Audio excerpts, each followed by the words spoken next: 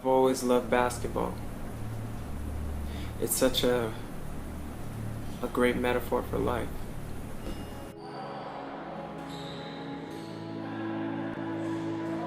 Let this word that goes out tonight, let it be so strong, let it be so absolute, that it ministers in a supernatural way. I pray, God, that you speak so prophetically that somebody can't sleep tonight. I pray that they can't even rest in their bed tonight, that they're going to be so stirred up with plans and ideas and visions and goals that they won't even rest tonight. I believe you for it. In Jesus' name, amen. On your way to your seat, holler, I'm blessed!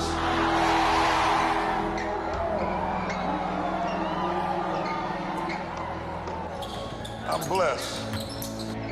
Can we settle on that? I'm blessed. Say that, I'm blessed. See, a lot of people can't settle on that. They think that being blessed is a condition, when in fact it is a position. I'm blessed. See, if you don't understand this, there is a grace that God gives you to live, to move, to function. There's a grace that God gives you. Sometimes there were other people that should have got the job you got, should have got the position you got, should have got the house you was trying to get, should have got the car you was trying to get, should have got the man you was trying to get. There are other people who were more qualified to be where you are than where you are right now. But there's a grace that God has given you, that you stepped into a situation. Oh my God, somebody stomp your foot. I'm standing in a grace right now. I'm moving in a grace right now. I'm moving in a grace. I'm functioning in a grace. There's a grace over my life.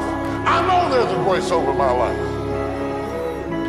20 years I've been preaching in this same spot. And I pulled around the corner and the traffic was still backed up for 20 years.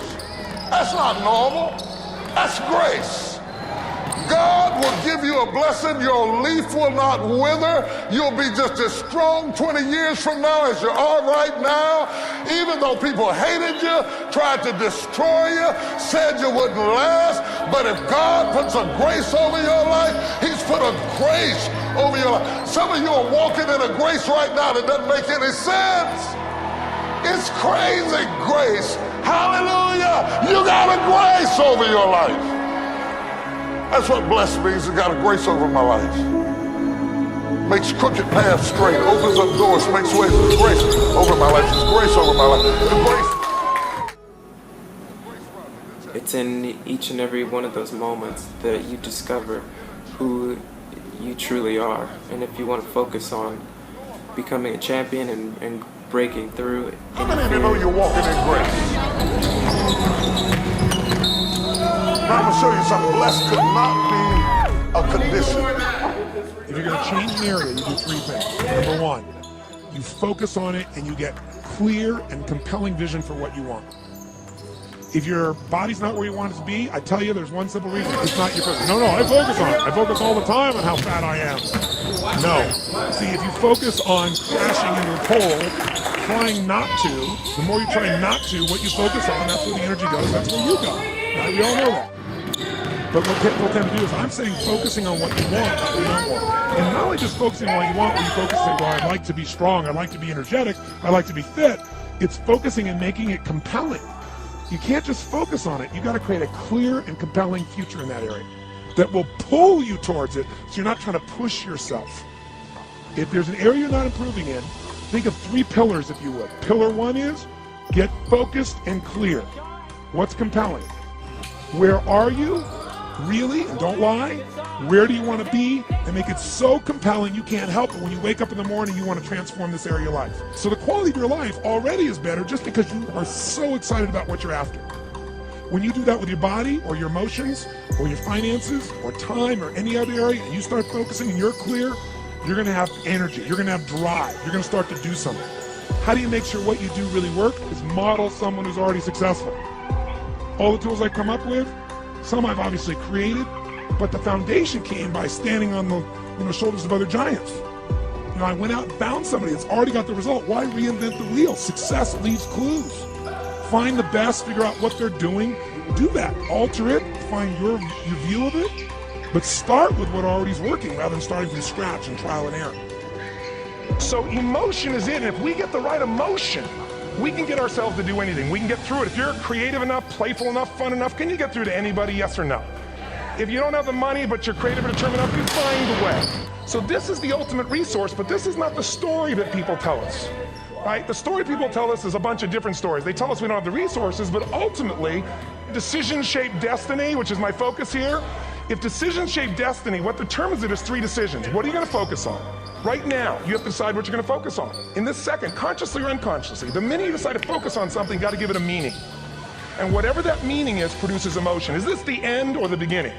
Is God punishing me or rewarding me, or is this the roll of the dice? And emotion then creates what we're gonna do, or the action. So think about your own life, the decisions that have shaped your destiny. And that sounds really heavy, but in the last 5 or 10 years, 15 years, haven't there been some decisions you've made that if you made a different decision, your life would be completely different? So the bottom line is maybe it was where to go to work and you met the love of your life there. Maybe it was a career decision. I know the Google geniuses I saw here. I mean, I understand that their decision was to sell their technology at first. What if they made that decision versus to build their own culture? How would the world be different? How would their lives be different? Their impact. The history of our world is these decisions. When a woman stands up and says, no, I won't go to the back of the bus, she didn't just affect her life. That decision shaped our culture. Or someone standing in front of a tank.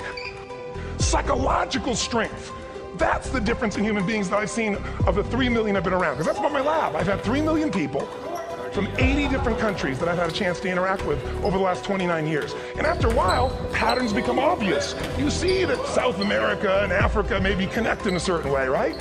Other people say, oh, that sounds ridiculous. It's simple. So what shapes you? 2 invisible forces, very quickly. 1, state. We all have had times. Have you had a time you did something and after you did it, you thought to yourself, I can't believe I said that. I can't believe I did that. It was so stupid. It wasn't your ability, it was your state. Your model of the world is what shapes you long term. Your model of the world is the filter. That's what's shaping us.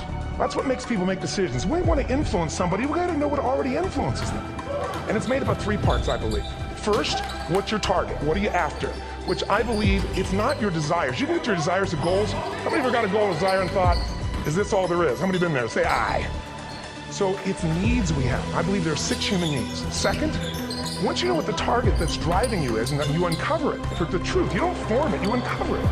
Then you find out what the belief systems that are telling you how to get those needs. Some people think the way to get those needs is destroy the world. Some people is to build something, create something, love something.